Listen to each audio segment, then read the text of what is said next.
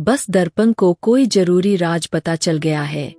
जब वह तुम पर खुलेगा तब तुम्हें पता चल जाएगा कि वह तुमसे क्यों जल रही थी। उसने बड़ी उदासी से अपने बालों में हाथ फेरा और लंबे लंबे टेक भरता वहां से उसके तरफ देखे बिना चला गया। अब भला यह क्या बात हुई? वह मानवी की बात के पीछे को पहचान गई, इसलिए उसके होंठ खुद ब खुद मुस्कुराहट में ढलने लगे। आज विदाई का दिन था। सारे लोग तैयार होकर नीचे हॉल में जमा हो गए, क्योंकि हवेली के बाहर काफी अच्छा कुछ इंतजाम किया गया था। बहुत खूबसूरत सजावट की गई थी। लग ही नहीं रहा था कि हवेली के अंदर यह सजावट की गई है। सजावट देखकर किसी 5 स्टार होटल लगता था। वह डार्क ब्लू कलर के ग्रीन गाउन पहने किसी परी से कम नहीं लग रही थी। बहुत प्यारी लग रही थी। दीदी आप, अक्षरा ने उसकी बड़ी तारीफ की तो वह अन्या ने भी कहा तुम बहुत खूबसूरत हो। मानवी तुम्हें देखकर तो कोई भी अपना दिल हार बैठेगा। दुल्हन बनी दीपाली ने उसकी तारीफ की थी। वह थोड़ी शर्मा सी गई थी। मुझे भी यहाँ बहुत मजा आ रहा है।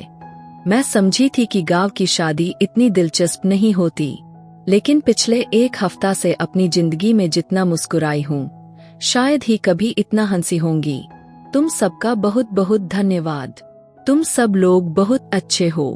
मेरा तो दिल ही नहीं कर रहा कि यहाँ से जाऊं। अगले दिन उसे अपने घर जाना था, इसलिए वह कहने लगी, लड़कियों आ जाओ, बारात आ गई है। बारात आने का शोर मचा तो वह सारे उठकर वहां से जाने लगी, लेकिन मानवी वहीं पास बैठी रही। मदन नजर नहीं आ रहे। दीपाली ने मानवी से पूछा तो उसने कंधे उचकाए, जबकि सच तो यह थी कि उसकी भी खोजती निगाहें उसे ढूंढ रही थी। इससे पहले कि वह उसे और ज्यादा ढूंढती, सामने उसे अपनी तरफ आता दिखाई दिया। उसने खुद ब खुद अपनी नजरें झुका ली। वह काले कलर की 3 पीस सूट में काफी हैंडसम लग रहा था। भैया मदन ने आगे बढ़कर उसे गले लगाया तो उसने उसका माथा चूम लिया। भगवान तुम्हें हमेशा खुश रखे। बड़े भाई को उसने बहुत प्यार से आशीर्वाद दिए। दीपाली ने उसे बेकाबू होकर छेड़ा। अब आप हमें भी मौका दे देना कि मेरी शादी के बाद आपको भी ऐसी आशीर्वाद दी जाए। उसने मानवी के सामने मदन को कहा तो उसका दिल एकदम से जोर से धड़का और वह अपना दिल पकड़ कर रह गई। हाँ, बिल्कुल ऐसा मुमकिन है। अगर कोई दिल से राजी हो जाए तो मदन ने छुपती नजरों में मालवी की तरफ देखकर कहा तो उसे ठंडे पसीने आने लगे। मैं जरा अक्षरा को देखूं, पता नहीं कहाँ रह गई है। इससे पहले कि मदन उसे अपनी नजरों के रास्ते में दिल में उतारता वहां से खड़ी हो गई और अक्षरा की तलाश में नजरें दौड़ाने लगी।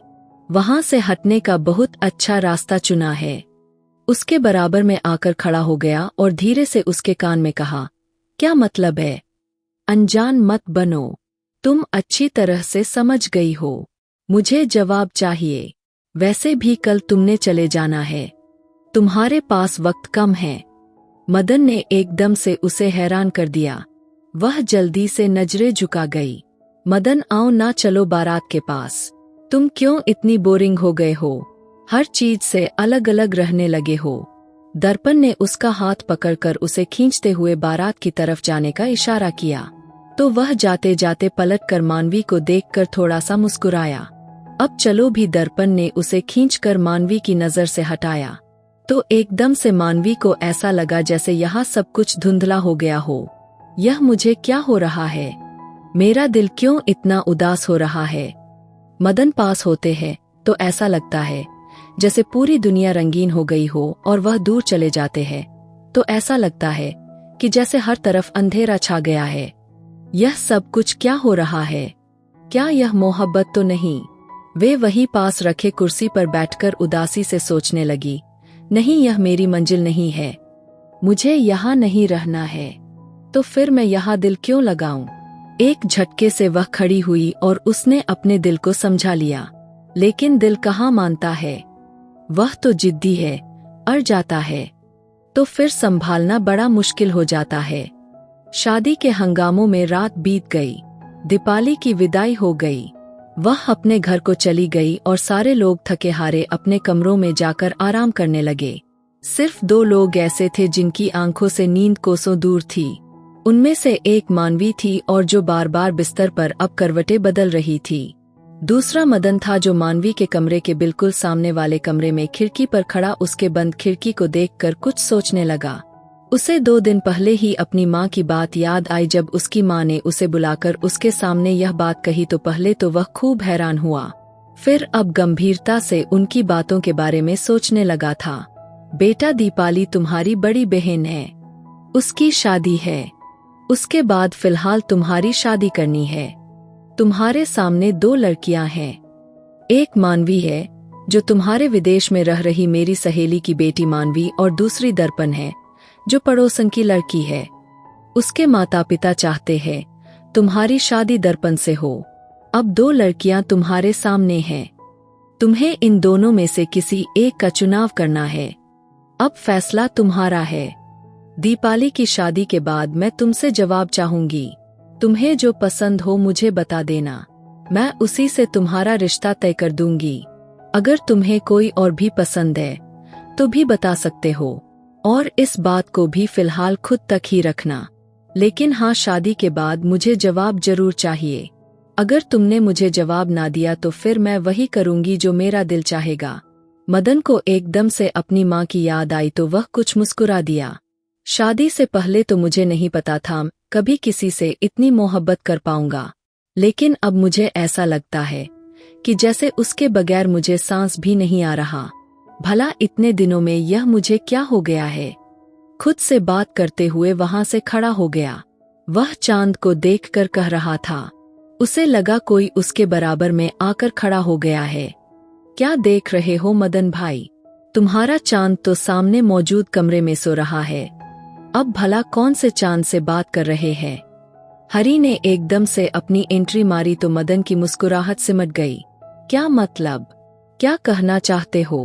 अपने सीने पर बाजू लपेटकर उसे घूरा। आप पहले तो इस तरह गुस्से से मुझे घूरना बंद कर दो। मुझे तो लगा था कि आप दीपाली दीदी के विदाई की याद में देर रात तक जाग रहे हैं।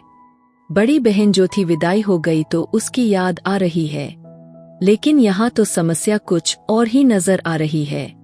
वह उसे छेड़ता मुस्कुराते हुए उसने मदन की तरफ देखा तो उसका कान पकड़कर खींचने लगा।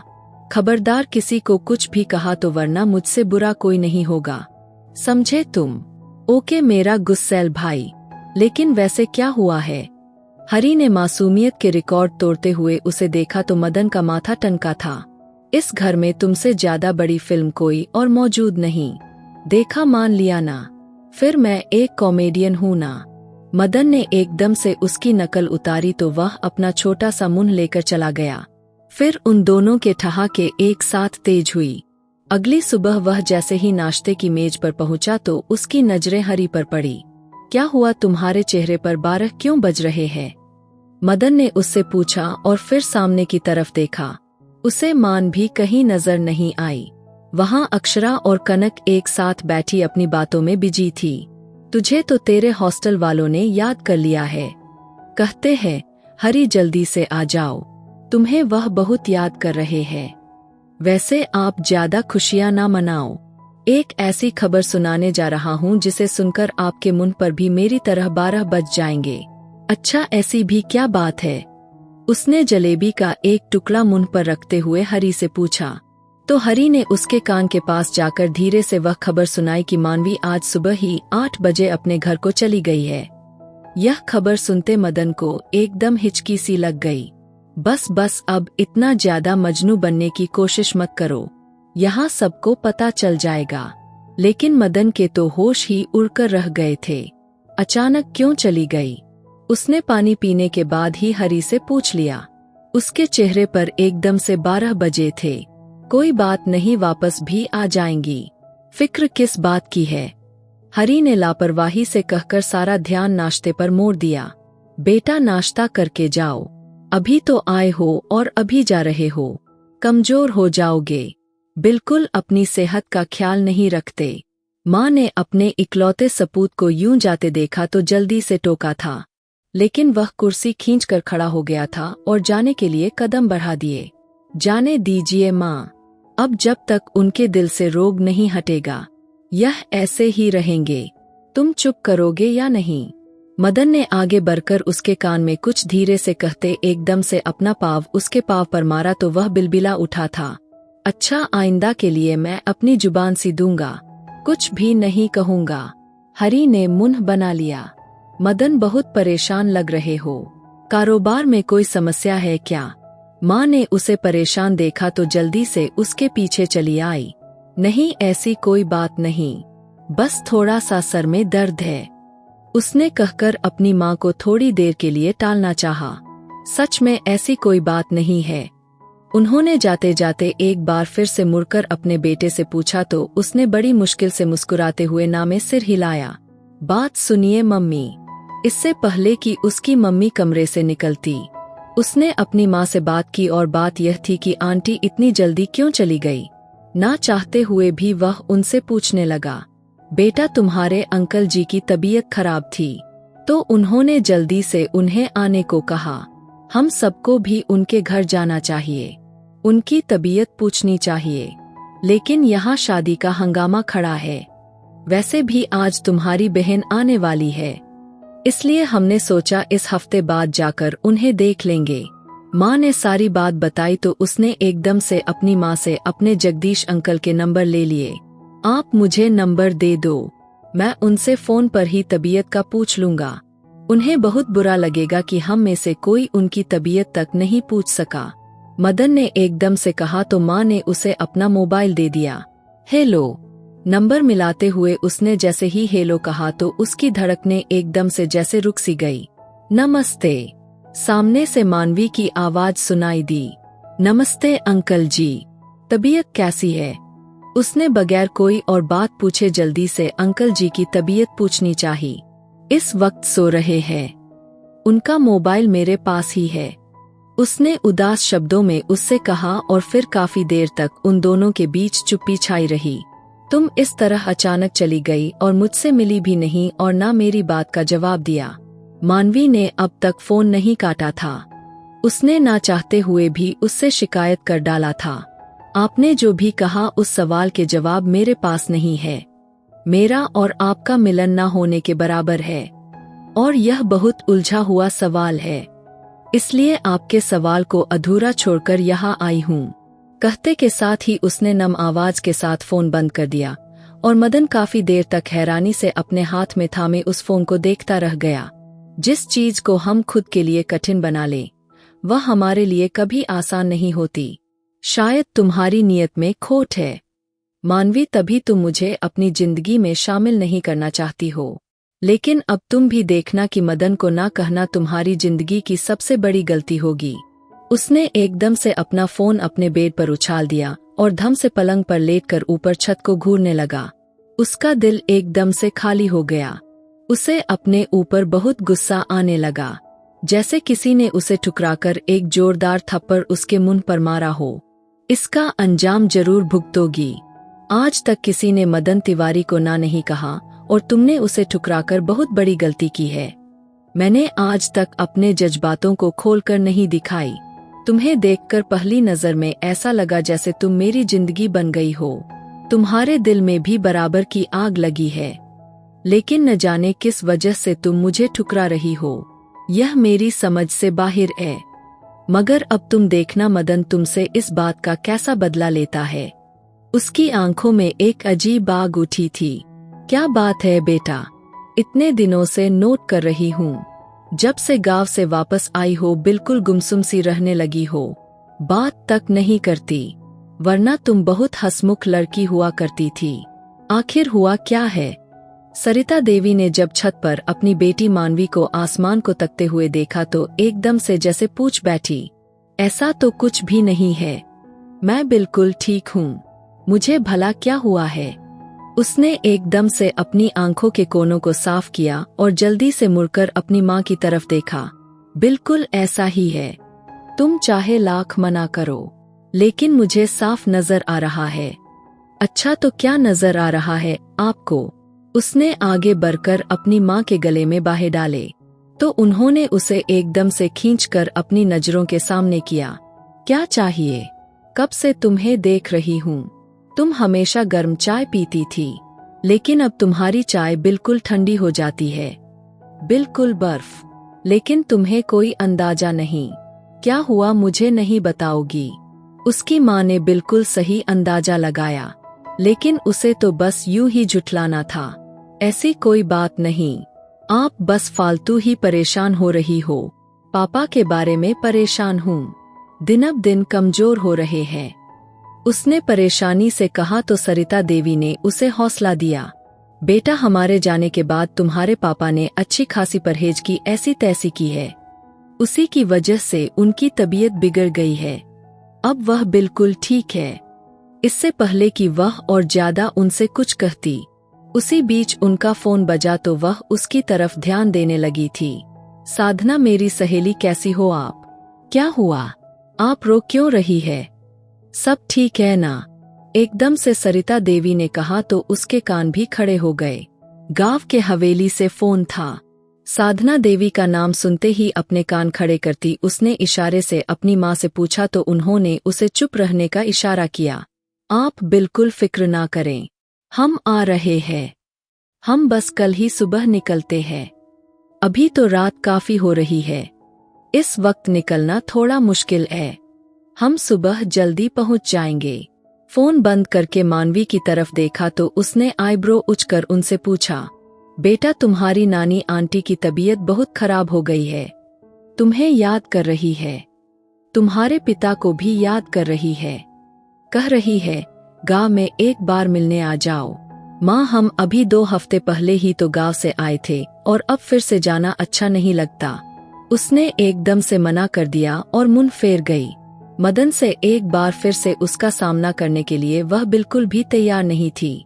फिर 2 हफ्ते की छुट्टी के बाद एक बार फिर से दुश्मन जान को देखना किसी दर्द से कम नहीं था। उसकी बोलती आंखें उसे हमेशा परेशान करती थी। अब 2 हफ्ते की चुप्पी के बाद उसे देखना नहीं चाहती थी। वह बिल्कुल भी जाना नहीं चाहती थी। तुम्हारा दिमाग खराब हो गया है। तुम्हारी नानी आंटी ने तुम्हें इतना मान सम्मान दिया, इतनी मोहब्बत दी। वहाँ के हर आदमी ने हमें इतना प्यार दिया। अब जब उन्हें हमारी जरूरत है तो तुम क्यों कह रही हो नहीं जाना? अभी उनकी शादी के हंगामों को सिर्फ 2 हफ्ते हुए हैं और नानी आंटी की तबीयत खराब होना कोई अच्छी बात नहीं। हमें जल्दी से वहाँ जाना चाहिए। मैं कुछ नहीं सुनूंगी। अब तो तुम वहाँ रहकर आई हो, तुम्हें अंदाजा हो गया है। वह लोग बिल्कुल भी जाहिल लोग नहीं हैं और बहुत प्यार करने वाले लोग हैं। तो फिर तुम्हें समस्या किस बात की हुई है? सरिता देवी का पारा हाई देखते उसने जल्दी से हामी भर ली और कमरे में जाकर अपना बैग तैयार करने लगी। लेकिन उसका दिल खून के आंसू रोने लगा। उसने न जाने क्यों मदन को ठीक से जवाब ना दिया और अब उसका सामना करने का सोचते ही उसे बहुत घबराहट होने लगी थी। नमस्ते नानी आंटी, कैसी है आप? आप प्लीज अपना ध्यान रखिए ना, देखिए कितनी कमजोर हो गई है। दरवाजा खोलकर अंदर दाखिल होते उसकी नजर जैसे ही सामने पड़ी तो वह दुश्मन जान उसे ही देख रहा था। उसने एकदम से नजरें फेर ली और नानी आंटी से गले लगकर कहने लगी। उस बीच उसने बिल्कुल अनजान महसूस करते वहां से उठ खड़ा हुआ, अपने कमरे से बाहर चला गया। यह बात मानवी ने बुरी तरह महसूस की। मैं बिल्कुल ठीक हूँ बेटा, बस साधना देवी ने तुम लोगों को फालतू में परेशान कर दिया। उन्होंने मोहब्बत से उसका माथा चूमा, उसे आराम करने की सलाह दी तो वह अपने कमरे में चली आई जो हवेली में उन लोगों के लिए एक खास जगह थी। शाम को वह सोकर उठी थी। उसे पता चला कि हवेली में बिल्कुल सन्नाटा छाया हुआ है। नौकर से पूछा तो पता चला सारे हवेली वाले खेतों की तरफ घूमने गए हैं और दोपहर हो गया। किसी ने मुझसे पूछा ही नहीं। उसने दिल ही दिल में सोचा, अच्छा खेतों में कौन कौन गया है और मुझे किसी ने नहीं जगाया। आप सो रही थी, मदद साहब ने मना कर दिया। कहने लगे हम लोग काफी है। उन्हें वैसे भी खेतों में जाने का बिल्कुल भी शौक नहीं, इसलिए सारे घर वाले चले गए और हाँ, उनके साथ दर्पण भी गई है। वैसे वह नहीं जाती, लेकिन मदन साहब बेहद कहने पर वह भी चली गई। नौकरानी की जुबान से यह सुनते ही उसकी आंखें पानियों से भरने लगी। तो यह थी आपकी मोहब्बत, बस कुछ कदम की साथ थी और बस फिर किसी और की तलाश में रोते हुए भागकर अपने कमरे में आई थी कि उसे हवेली के बाहर से बातों की आवाज सुनाई दी। अरे मानवी बेटा, तुम भी चलती ना, हमें तो बहुत मजा आया। नानी आंटी ने उसे अपने पास बुलाकर कहा तो उसका दिल चाहा कि वह उनसे लिपट कर रोने लगे। बस ऐसे ही नानी आंटी दिल नहीं किया। उसने सर झुकाकर अपनी उंगलियां चटकानी शुरू कर दी। दर्पण, अब तुम्हारे पैरों का दर्द कैसा है? मदन की मोहब्बत भरी आवाज पर उसने सर उठाकर देखा तो उसके तन बदन में आग जल उठी थी। ठीक है, तुमने जो दवाई दी थी उस वक्त खेतों में तो आराम सा आ गया। दर्पण ने मुस्कुराती हुई मानवी पर एक नजर डाली और दूसरी नजर मदन पर डालकर मुस्कुरा दी। वैसे आंटी आप आई है तो एक और काम निपटाती जाना, बल्कि आपको आना ही है। मदन ने दिलचस्पी से मालवी को अपनी नजरों के घेरे में लेते हुए अपनी कमर सोफे पर टिकाते कहा और एक अदा से बालों में हाथ फेरता बोला, क्या मतलब बेटा, कौन सा काम निपटाना बाकी रह गया? सरिता देवी ने बड़ी दिलचस्पी से उससे पूछा। अरे आंटी, बहुत बड़ा सरप्राइज है। दीपाली के देवर की शादी है और हम सभी उस शादी में इनवाइटेड है। कल शाम को आपको भी दावत दे रहे हैं। और कनखियों से मानवी की तरफ देखा, जिसके चेहरे का रंग एकदम से उड़ गया था। मदन की मंगनी है, उसके मुंह से इतना ही निकल पाया था।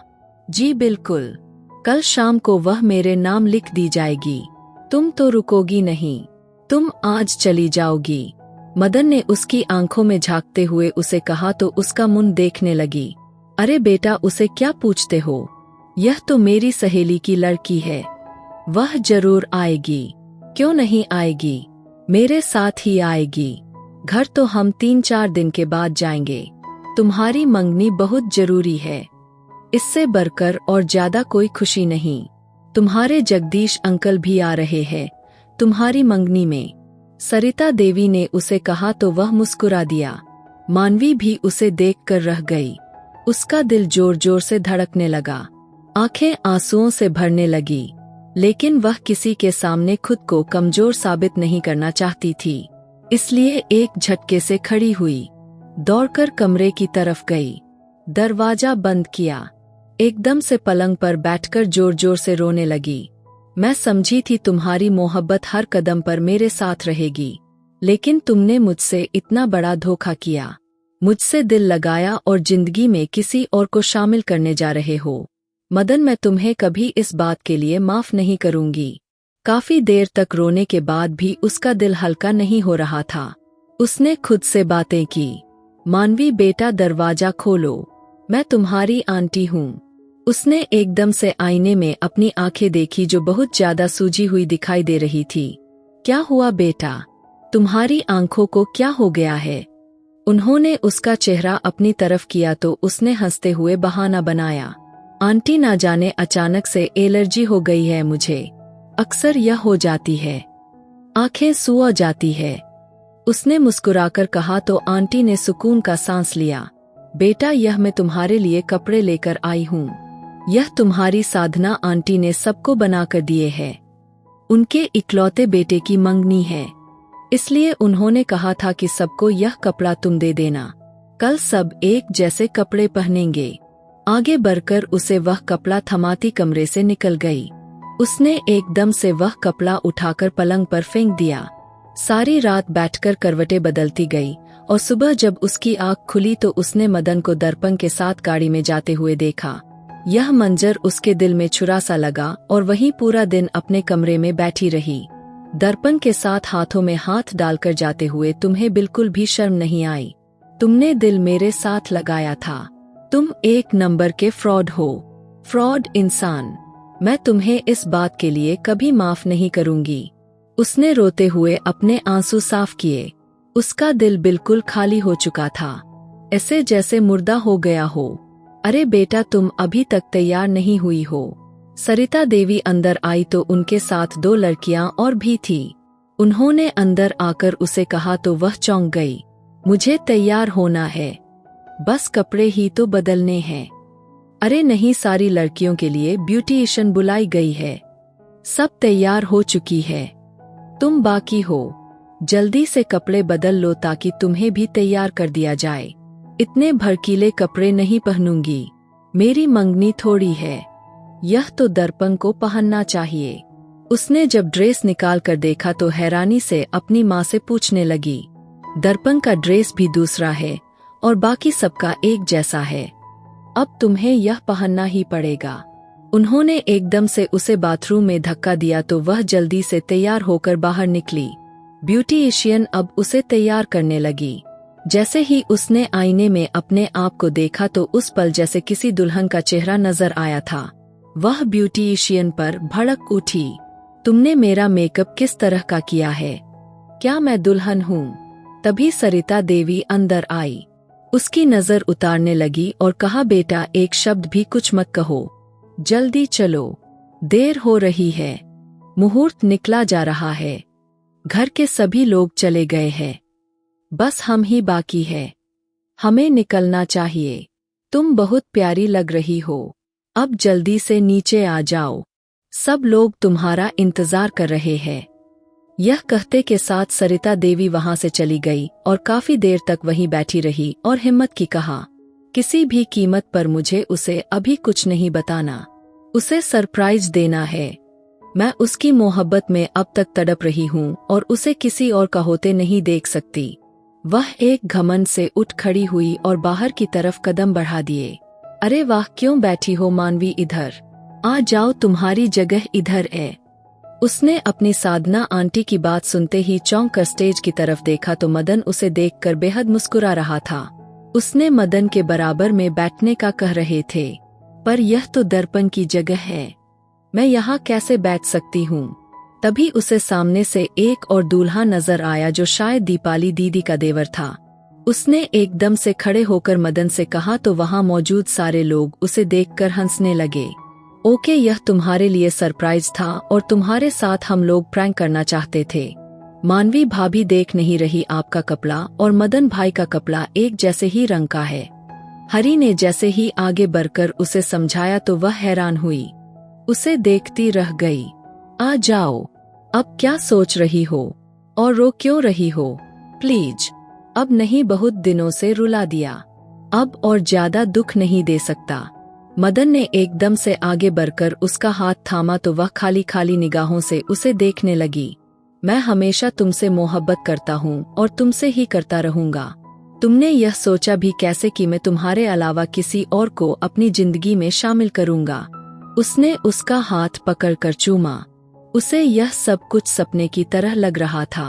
आप आईने में देख लो, बिल्कुल मेरी दुल्हन लग रही हो, मेरी नजर से देखो को तुम्हारी मोहब्बत तुम्हारी आंखों में साफ दिखाई दे रही है और उसने तुम्हारे पूरे बदन को खूबसूरत बना दिया है। मदन ने झुककर उसके कान में धीरे से कहा और फिर उसका हाथ पकड़कर उसे अपने नाम की अंगूठी पहना दी। साथ में दर्पण और रंजन ने भी एक दूसरे को अंगूठी पहनाई। मदन से ज्यादा खुश रंजन दिखाई दे रहा था। उसे उसकी मनपसंद दुल्हन मिल रही थी। दर्पण ने भी चुपचाप रंजन के नाम की अंगूठी पहन ली थी। आपने मुझे बहुत तंग किया, मेरा तो सांस ही रुक गया। आपके नाम के साथ दर्पण को जोड़ने का सुनकर उसने एकदम से शिकायत की तो मदन हंस पड़ा। मैं हूं ना तुम्हारे हर एक दुख का छुटकारा करने के लिए। उसने मोहब्बत की निगाहों से उसे देखा था। वह नजरें झुका गई। तुमने यह सोचा भी कैसे कि मदन अपनी दुल्हन अपनी मानवी को बीच राह में छोड़ देगा? वह भरपूर खुशी अंदाज में उसे अपनी नजरों के बहाव में लेकर देखने लगा। गलती हो गई मुझसे, आइंदा ऐसा नहीं होगा। मानवी ने एकदम से कान पकड़े तो मदन के चेहरे पर मुस्कुराहट बिखर गई। उसने मानवी का हाथ थामे अपने हाथों में थामकर अपनी मोहब्बत की पहली सबूत दी थी। वह दोनों उस वक्त बेहद खुश दिखाई दे रहे थे। थोड़ी देर बाद ही एक और धमाका हुआ। नानी आंटी का कहना था कि अब सगाई तो हो गई लेकिन शादी भी इसी फंक्शन में हो जानी चाहिए।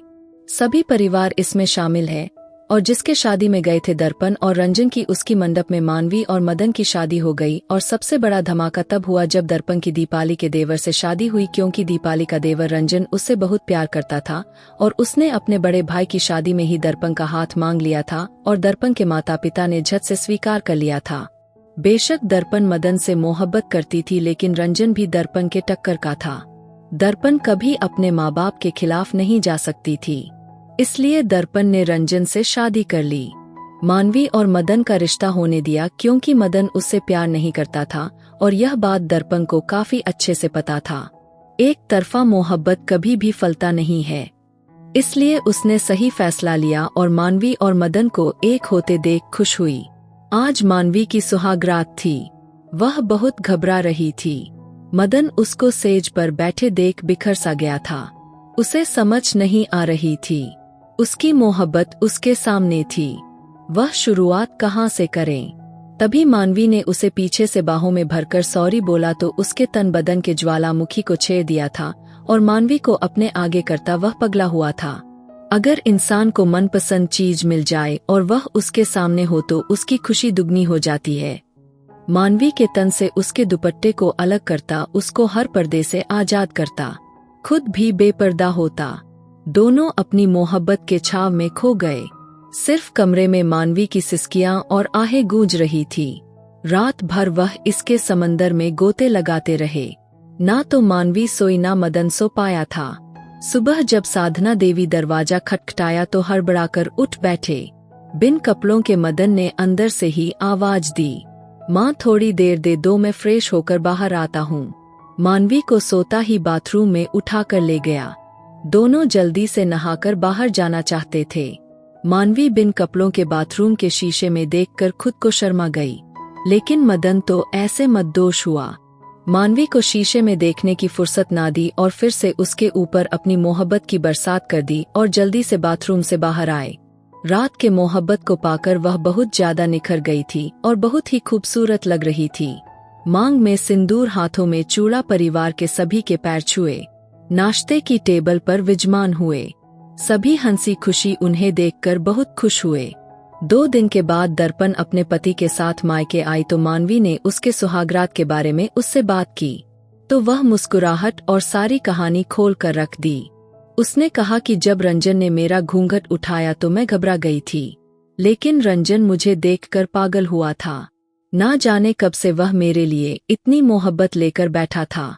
मुझे हंसने और सांस लेने की फुर्सत ना दी और सारी रात इसके समंदर में गोते लगाते रहे। उसने मेरा घूंघट उठाते ही मेरे तन से सारे कपड़े एक एक करके अलग करता गया।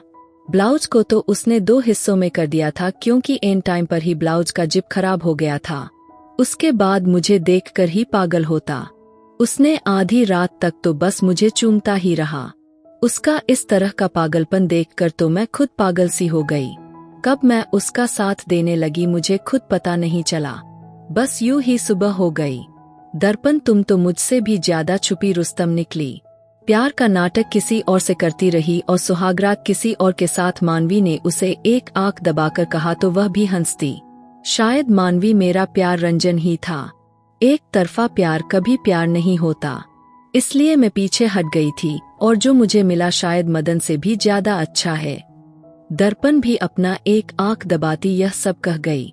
यह थी मानवी और मदन की प्रेम कहानी और दर्पण और रंजन की शादीशुदा जिंदगी की कहानी। और मेरी वीडियो आप लोग जहां कहीं से भी देखते हैं, कमेंट में अपने शहर और राज्य का नाम जरूर बताइए। मुझे आप लोगों के कमेंट पढ़ने में बहुत आनंद आता है और उन सभी का मैं बहुत बहुत धन्यवाद करना चाहती हूँ जो लोग मेरी वीडियो को देखते हैं, लाइक करते हैं और शेयर करते हैं। अगर आपको आज की कहानी पसंद आई है तो वीडियो को जरूर लाइक कीजिएगा और अपने दोस्तों के साथ शेयर भी कीजिएगा। और हाँ, अगर आपने अभी तक हमारे चैनल को सब्सक्राइब नहीं किया है तो जरूर सब्सक्राइब कर लीजिए। मिलते हैं हम अपनी कल की एक और नई दिलचस्प कहानी के साथ। मुझ पर सदा अपना प्यार और स्नेह बनाए रखें। सभी को मेरा प्यार भरा नमस्कार दोस्तों। खुश रहें, स्वस्थ रहें, मस्त रहें।